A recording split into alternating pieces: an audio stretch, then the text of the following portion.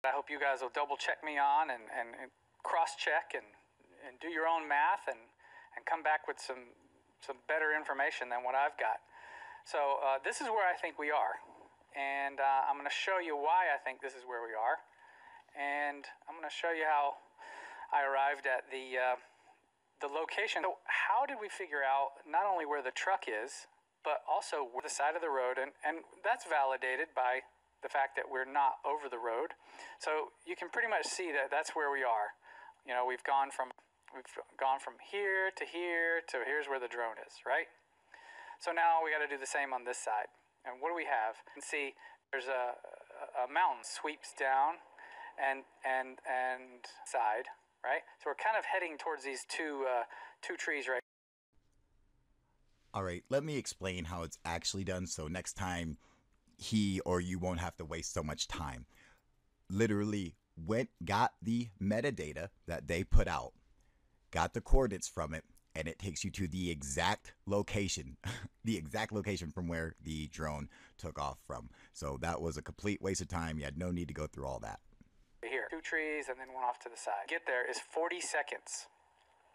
You guys just watched it in about 80 seconds because I'm watching it at half speed. This whole distance is 40 seconds till it reaches the point where we start to see the thing come out of the hillside. So how fast does something have to be going to cover this distance? That's not the question you need to be asking. The question you need to be asking is the distance. You assume it's coming back from the mountain. It's not. It's literally coming from right above those bushes. Right about there is where that object is coming from. You have to remember, if that object is coming back from by the mountain, then that object that we see right now is comparable to the mountain. Okay? That object would be comparable to the mountain behind it, which it's coming from right there. If that was the case, this object would be about the size of a football stadium by the time it got to the camera.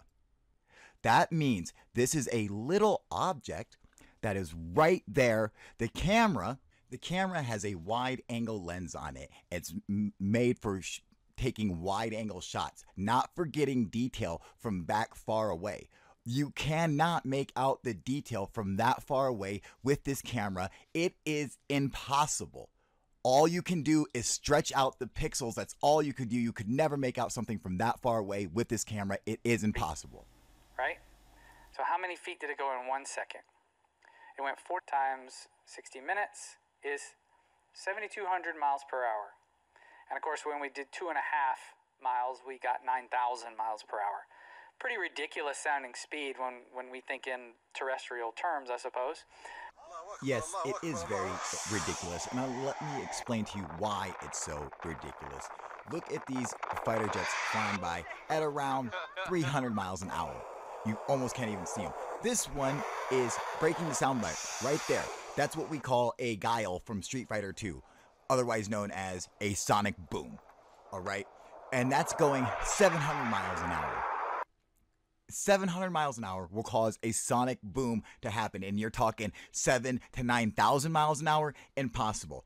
You're talking about the parallaxing not matching up. This doesn't make any sense. All right, this is what he says right here. I know what you're thinking. I've missed something.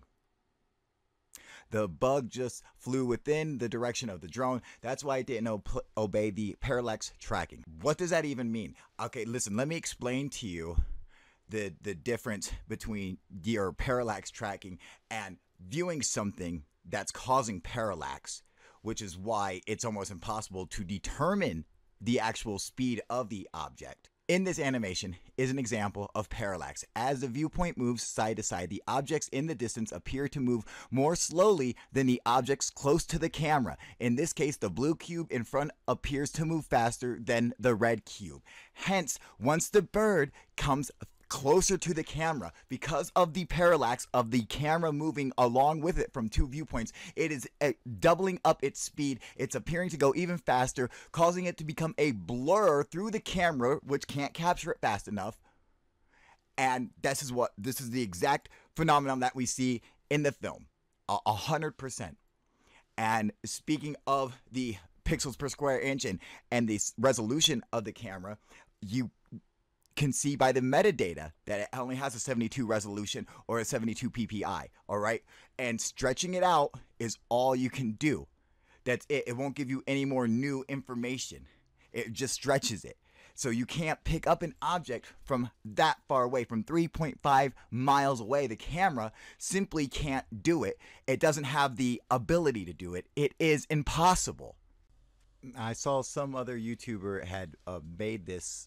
It's clearly a bird flapping, and even looking at it from a distance, you can see that it's actually doing the dive bomb maneuver, the stooping that falcons are known for doing, and coming right at the drone, which falcons are also known for doing. Look, you can see the bird is it's putting its wings out because of the air. It's bending it. All right, unless you assuming that the UFO is now also flexible, just like a bird. Or I mean, look, it's clearly flapping. Look how quick that was. Didn't even see that, did you? Didn't even see it, did you? That's how fast these fucking birds are, man. Look, slowed it down. Didn't even see where it's coming from, did you? Didn't even see where it's coming from. These birds are so incredibly fast. You got to understand, just with these cameras, these things come whipping by. They're so small, you don't even see where they're coming from. They're so fucking quick, man. So because this bird is so fast, Barbara, explain to us how these birds actually catch their prey, because they will actually go way up in the air and then dive bomb towards their prey, correct? Right. So those dives are called stoops, and they'll typically stoop after pigeons if they live in the... So now I'd like to explain why the birds are so fast using physics. The Backrystochrone curve is what the birds are using to achieve the speed, or the curve of fastest descent is the one lying on the point A and a lower point B, where B is not directly below A, on which a bead slides friction under the influence of a uniform gravitational field to a given endpoint in the shortest time. Like, this problem was posed by, and this is exactly how the birds achieve such tremendous speeds. You can see this bird right here is about to do the same maneuver, and you'll see they'll curve right at the end, and this will bring them even faster, and it smashes their prey and takes them right out of the sky. Now last, I'd like to show you a comment that was made by Mark D'Antonio to Rob Woodis, the guy who made the video trying to debunk my debunk, so to speak. He says, "Did you see my analysis of the same video? You didn't mention the flexure of the wings as it turned and flew in to challenge the drone. This very obvious data can't be ignored, as it is crucial to answering what it is. I am not at all convinced that the video shows the ridgeline occluding the object. If the bird, as I think it was flying left to right, it could have been lost against the trees of the ridgeline, only becoming visible as it became agitated and started turning, presenting a different aspect ratio to the light of the day.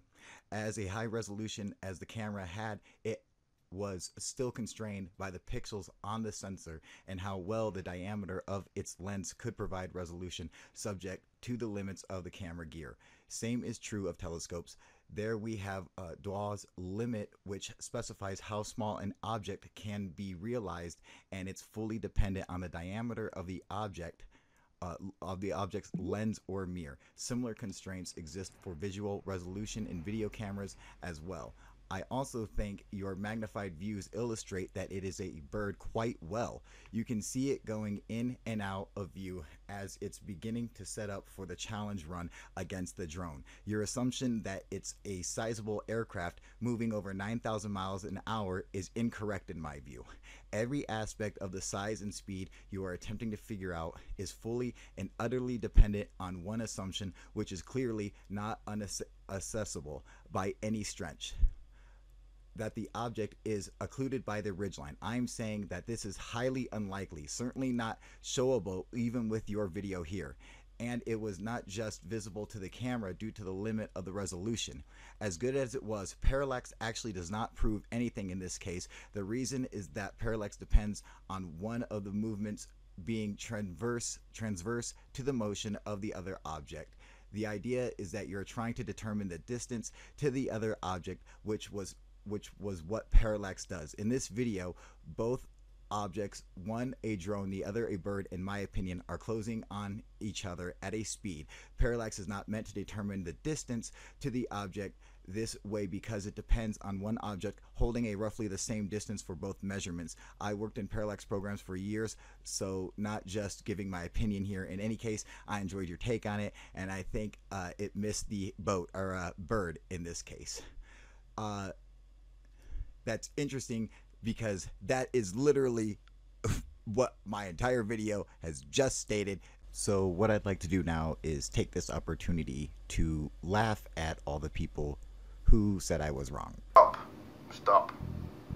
Don't unsubscribe. Kyle, I've changed my mind. You are wrong.